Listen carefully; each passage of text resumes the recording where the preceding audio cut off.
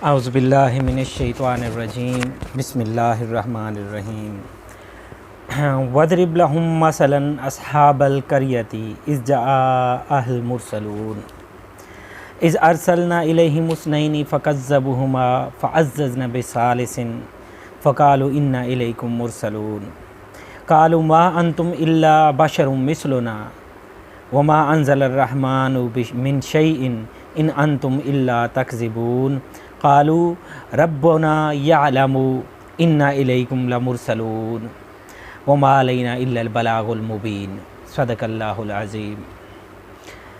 ترجمہ اور بیان فرمائیے ان کے سمجھانے کے لیے مثال گاؤں کے باشندوں کی۔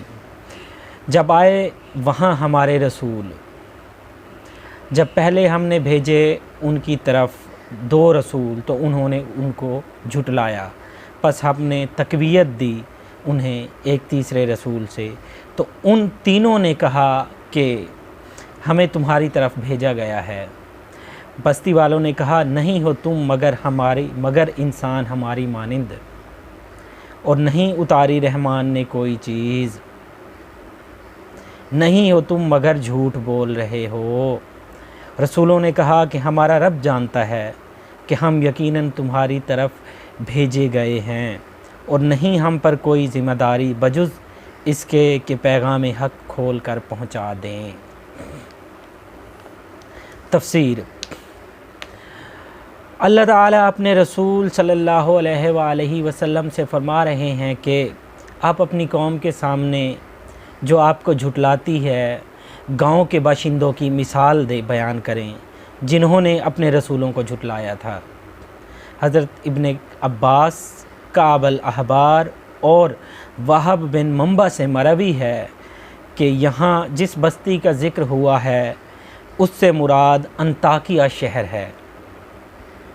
یہاں کے باشندے کا نام انتیخس بن انتیخس تھا اور یہ بت پرست تھا۔ اللہ تعالیٰ نے اس کی طرف 3 رسول بھیجے، صادق، صدوق اور شلوم۔ کون سے؟ صادق، صدوق اور شلوم، لیکن بادشاہ نے ان کی تکذیب کی۔ بعض ائمہ نے کئی وجوہ کی بنا پر، جن کا تذکرہ ہم انشاءاللہ اس قصہ کے بعد کریں گے، شہر انطاکیہ مراد لینے سے انکار کیا ہے۔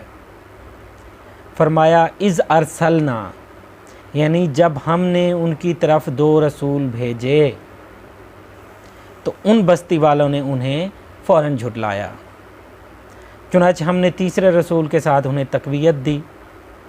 شعیب الجبیعی کہتے ہیں کہ پہلے 2 رسول شمعون اور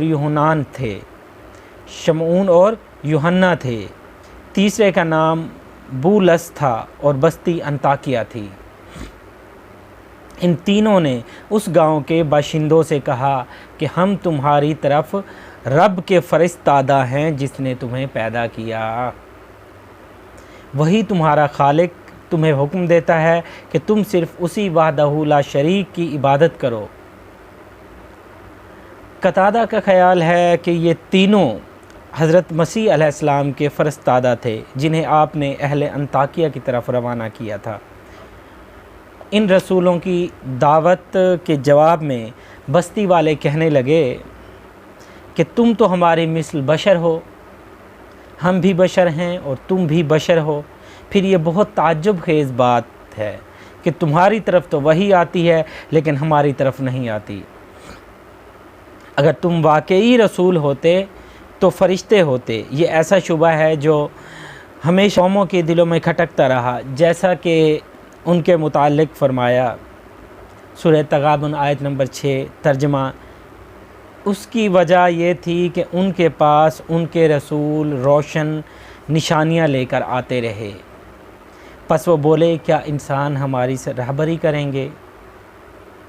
قالوا ان انتم الا بشر مثلنا تريدون ان تصدونا عما كان يعبد اباؤنا فاتونا بسلطان مبین۔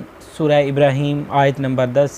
انہوں نے جواب دیا کہ تم نہیں ہو مگر ہماری طرح بشر، تم یہ چاہتے ہو کہ ہمیں ان سے روک دو جن کی پوجا ہمارے باپ دادا کیا کرتے تھے، بس ہمارے پاس کوئی روشن دلیل لے آؤ۔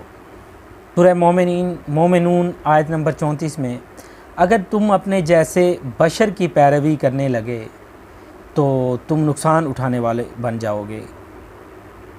اسی طرح سورہ بنی اسرائیل آیت نمبر 94، اور نہیں روکا لوگوں کو ایمان لانے سے جب ان کے پاس ہدایت آئی، مگر اس چیز نے کہ انہوں نے کہا کہ کیا اللہ تعالیٰ نے ایک بشر کو رسول بنا کر بھیجا ہے؟